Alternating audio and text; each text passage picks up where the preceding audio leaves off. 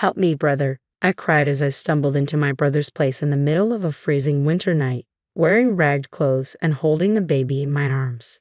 My brother was speechless at the sight of me, so changed and frail, clad only in a tattered shirt and barefoot. "What on earth happened?" he quickly asked, ushering me into the house and warming up the room. The baby, wrapped in my jacket, was sound asleep, but I couldn't stop shivering. "Who did this to my precious little sister?"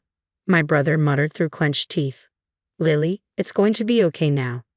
Upon hearing my brother's gentle voice, I felt a wave of relief wash over me as if all the strength had drained from my body. "My name is Lily, a 27-year-old homemaker with a young son. I was once a nurse until Terry, the son of the hospital director, proposed to me." Terry was kind and efficient in his work, which initially attracted me to him. "I have a brother who is 5 years older than me, and after our parents' tragic death in a car accident when I was 4 and he was in 3rd grade, he became my protector. Our parents died when their car was hit head-on by a truck whose driver had fallen asleep at the wheel. My mother, also a nurse, was working late, and it happened when my father went to pick her up. Before leaving to pick her up, my father had casually told my brother, Derek, 'I'm counting on you to take care of Lily.' These words became unforgettable for my brother, who took them to heart and has protected me ever since. We never fought. He has always been like a superhero to me. After the accident, it seemed my brother and I would be sent to separate foster homes. However, our paternal grandparents, who we hadn't interacted much with until then, took us in. When I first met our grandfather, his white hair and bushy beard made him look like a storybook Santa Claus. Seeing Derek, he muttered, 'You're the spitting image of your father,' and I believe I saw tears in his eyes. Our grandmother was a kind woman who hugged me tightly and sobbed, 'Poor child.' Later, I learned that our father had fallen out with our grandfather, leaving home in what amounted to running away. Our grandfather wanted him to continue the family business, but our father wanted his freedom. Neither would yield, and they ended up parting on bad terms. Derek and I moved to our grandparents' house nestled in the rural mountains. Our grandfather, a renowned potter, created works so famous that a single teacup could sell for thousands of dollars. Thanks to this, Derek and I grew up without financial difficulties. Our grandfather was stubborn, hated dishonesty, and dedicated himself completely to his work, while our grandmother was incredibly kind. Despite our parents no longer being with us, under our grandparents' watchful eyes, we grew up happily. Derek attended a prestigious university in the city, and I went to nursing school. We both had the chance to follow our dreams. However, when our grandmother's health deteriorated, Derek returned home from the city. I wanted to return too, but as I was still a student, Derek advised against it. Derek had always been interested in our grandfather's work but was firmly told to follow his own path, leading him to university. I think our grandfather regretted forcing our deceased father to continue the family business and didn't want his grandchildren to go through the same thing. However, Derek insisted on being taught pottery by our grandfather. He had always been handy, making pottery a good fit for him. Besides, Derek excelled at everything: academics, sports, and he was popular among his friends. He was truly a superhero, taking care of our sick grandmother while mastering the art of pottery. While learning the trade from our grandfather, I graduated from nursing school and started working as a nurse. That's when Terry proposed, and we got married. We had a grand wedding, and what I remember most are the joyous smiles of Derek and our grandfather. Derek brought pictures of our parents to the wedding. "We all just want you to be happy, Lily, including Mom and Dad," he said, shedding tears openly. Our grandmother, too ill to attend, cried tears of joy when she saw the video of the ceremony. I felt truly blessed with a great family. I quit my job as a nurse, moved into my husband Terry's family home, and began to support him as a full-time homemaker. We had a child, and Terry was kind. Our life seemed smooth sailing, and I couldn't have imagined the hellish days that were to come. Not long after my grandmother passed away, Terry attended the funeral with me and comforted me. My grandfather's disappointment was so severe that I couldn't even speak to him. Derek, while supporting our grandfather, immersed himself more and more into his pottery. 6 months passed. "Help me, brother," I cried as I fled to my brother's place in the middle of a freezing winter night, wearing ragged clothes and holding a baby in my arms. Derek was at a loss for words upon seeing my drastically changed appearance. I was so skinny and weak, just wearing a thin, tattered shirt and barefoot. What on earth happened? He quickly let me in and warmed up the room. The baby wrapped in my coat was sound asleep, but I couldn't stop shivering. Who did this to my dear sister? Derek murmured through clenched teeth. I felt a wave of relief wash over me as if all strength had left my body. I didn't want to worry Derek or our grandfather, but I had no choice but to tell them.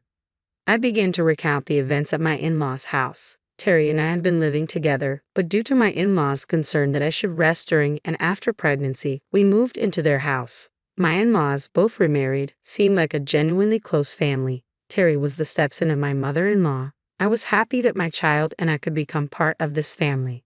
My father-in-law was kind to me, telling me to make myself at home. Having no father, his kindness was precious to me.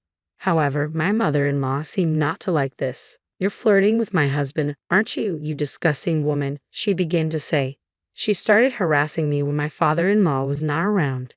"You're an uneducated child with no parents," she said, not just verbally abusing me but also causing physical harm. She spilled boiling water towards me, planted pins in my meals, and even tried to push me down the stairs. It was life-threatening. My mother-in-law's family had a long-standing reputation in the retail business, managing a major department store chain run by her brother. "Your background is miles apart from mine. You can't blend with someone who grew up in poverty," she said, looking down on me. Then, a situation arose that added to my troubles. With a shortage of staff at the hospital, a former nurse was often called in to help, working alongside my husband Terry. During this time, I noticed something unsettling. Terry, being the son of the hospital director, was often seen reprimanding the nurses unreasonably. "Move quicker, you're a nurse getting paid, aren't you? Don't slack off just because my father is lenient. Once I take over this hospital, I won't be so forgiving. How many times do I have to tell you? Order the supplies in advance. They're not cheap, you know. Don't take running a hospital lightly." Such unreasonable remarks were directed at nurses who were working hard for the patients. "Terry, don't you think that's too harsh? Everyone here is trying their best," I interjected. He didn't take kindly to this. Furious that I had stood up to him, he flew off the handle in front of the other nurses. Since then, Terry became distant towards me. It might have also been influenced by my mother-in-law, who had been telling Terry from the start, "You're too soft on your wife. She's taking you for granted." While my father-in-law was still well, Terry couldn't be openly hostile or abusive in front of him. But then my father-in-law fell seriously ill and became bedridden. When it rains, it pours. My mother-in-law seized the opportunity and made me take care of all the chores, treating me like a housekeeper. I was extremely busy carrying my son on my back, cooking, doing laundry, and cleaning. Even in front of my father-in-law, my mother-in-law began to mistreat me, but my weakened father-in-law was unable to stop her. "Please don't speak to Lily that way," he would say. "Here you go again defending that woman, and you can't even do anything with your frail body." "Oh, how I wish you were gone," she would retort, spewing venom at my sick father-in-law. I endured it for the sake of my son and father-in-law. The harassment escalated. "Housekeepers don't eat with the family. Eat the leftovers later," she told me. I was so upset that I lost my appetite. When I looked in the mirror, I was shocked to see my gaunt and ragged reflection. My husband said, "I only married you because you were a bit attractive, but I never thought you'd become such a shabby woman. I'm too embarrassed to be seen with you." He told me to move from our bedroom to the storeroom. How cruel can people be? My husband and mother-in-law began to verbally abuse even my son. "Of course he's not smart. Look at who his mother is," my mother-in-law would say. "His constant crying is annoying. Make him stop right now," my husband would demand. It felt as if something inside me had snapped. I had made up my mind to run away. My only concern was my father-in-law. If I didn't take care of him, he would be in trouble. However, my father-in-law said, "Don't worry about me, Lily. You should escape to your brother's place." He pulled out several $100 bills from under his pillow and pressed them into my hand. I decided to flee on the spot in the clothes I was wearing. I wrapped my son in my coat to keep him warm, rushed outside, hailed a taxi with the money my father-in-law had given me, and headed to my grandfather's house. I poured out the whole story to my grandfather and my brother Derek all at once. Derek, making a furious face I had never seen before, was shaking his clenched fist. Derek reassured me, saying, "You've had it tough, haven't you? It's okay now, relax." I burst into tears. My grandfather also muttered, "I can't forgive this." A few days later, I left my son with my grandfather and decided to return to my in-laws' house with Derek to collect my belongings. I had left in a hurry without a word, so I thought it would cause trouble if there was any fuss. When we returned to my in-laws' house, my husband muttered with a cold gaze, "You finally returned, huh?"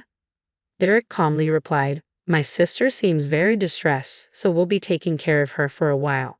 We came today to collect some of her personal belongings." My husband retorted, "I married her, so if she doesn't come back, there will be no one to do the chores. That's a big problem for me." My mother-in-law, looking down on Derek, said, "I heard you do pottery. It must be a poor life, isn't it? Even if you take care of my daughter-in-law, it's going to be tough for you, right? Please send her back. It's a problem for us too." Derek clenched his fists tightly. I could see that he was desperately trying to suppress his anger. When we asked to take back our belongings, we were directed to a storage room in the corner of the hallway that served as my room. In the corner of the cramped room were cardboard boxes and old appliances carelessly placed. There were a few changes of clothes for me and my son, no heating appliances, just a thin blanket and a thin mattress. Derek was at a loss for words, seeing the harsh conditions I was living under. When he glared at my mother-in-law, saying, "Is this where you shoved my dear sister and her child?" she retorted, "She should be grateful just to have a room. She's just a housekeeper." I wanted to get out of that house as soon as possible, but I was worried about my father-in-law and wanted to see him. When I did, he quietly handed me something and apologized to Derek for not being able to protect me. For several days after that, we made preparations. Along with my grandfather and Derek, I headed to my in-laws' house. I was determined to fight for my son. I couldn't keep running away forever. When we arrived, I handed my husband the divorce papers. He was taken aback for a moment, but then declared he wouldn't pay alimony or child support since I was choosing to leave. I played a recording of his mother belittling me and him shouting at me. "This is evidence of the abuse I suffered," I informed them. My husband and mother-in-law looked shocked, asking, "When did you even record this?" It turns out my father-in-law had secretly recorded everything to help me. He had discreetly passed the recording to me when I went to collect my things a few days before. Derek, who had graduated from law school and passed the bar exam while assisting our grandfather with his pottery work, said I could get a divorce since my husband was at fault. Derek had been actively practicing law to help those in need in our local community, and now he promised to fight for me wholeheartedly. My wheelchair-bound father-in-law showed up and handed the divorce papers to my mother-in-law. He had also recorded all the verbal abuse he had endured and was now ready to divorce as well. He preferred living in a care facility over living with my mother-in-law. Upon hearing this, my mother-in-law burst into laughter. "I'll gladly divorce you and return to my brother's house and go back to my luxurious life," she said. At that moment, my grandfather made a call stating, "I'll terminate any contracts with a family like this." It turns out the major department store run by my mother-in-law's brother was on the verge of bankruptcy. He had been eagerly trying to strike a deal to exhibit and sell my famous grandfather's pottery and was close to finalizing it. Immediately, a call came from her brother, the department store owner, severing ties. My mother-in-law blanched, muttering, "That's impossible," and sank to her knees. She finally seemed to understand her situation and started to beg. "Please forgive me. I was out of line. I have nowhere else to go. Please let me stay here, Lily. I'm sorry. Please forgive me." There was no way we could forgive her now. We all coldly stared at my weeping mother-in-law. However, just one person still didn't seem to fully grasp the situation. It was my husband. He said to me, "I'm set to inherit this hospital. If you want a divorce, I'll pay alimony and child support. I'll marry someone younger and prettier than you." But then my father-in-law said a single sentence, "The hospital has been sold." My husband's eyes widened in shock. What? In fact, Terry, requested by my father-in-law, had been pulling the strings. "Get out of here right now," my father-in-law screamed at his stepson. My husband's face turned white. He was not legally adopted by my father-in-law, who was actually his stepfather, so he had no legal claim on his stepfather's assets. On the contrary, I was legally adopted by my father-in-law, who had taken good care of me. Sensing the tide of events, my husband quickly changed his tune, pleading for a fresh start with me. I coldly dismissed him. Afterwards, my son and I were doted on and enjoyed life at my grandparents' house. He now cried less often and spent his time playing in nature, finding flowers and insects. My in-laws divorced. The audio tape proved crucial in establishing the fault of my mother-in-law. According to mutual acquaintances, my mother-in-law and husband are now living in a small rented apartment. Their attempts at finding new jobs had gone well, and they seem to be getting by on part-time work. Their days are filled with endless quarrels, each blaming the other for their current situation. My grandfather is living comfortably in a high-end senior home, and my son and I visit him often. Derek, as always, continues to work with pottery under my grandfather's guidance. My mother-in-law's brother, who wasn't at fault, had the pottery exhibition at a department store. At the exhibition, my brother met a lovely woman who was a fan of pottery, and they started dating. I expect we'll hear good news from him soon. I work as a nurse at a hospital near my grandfather's house. It was my dream to become a nurse like my mother, and now I find fulfillment in caring for my patients.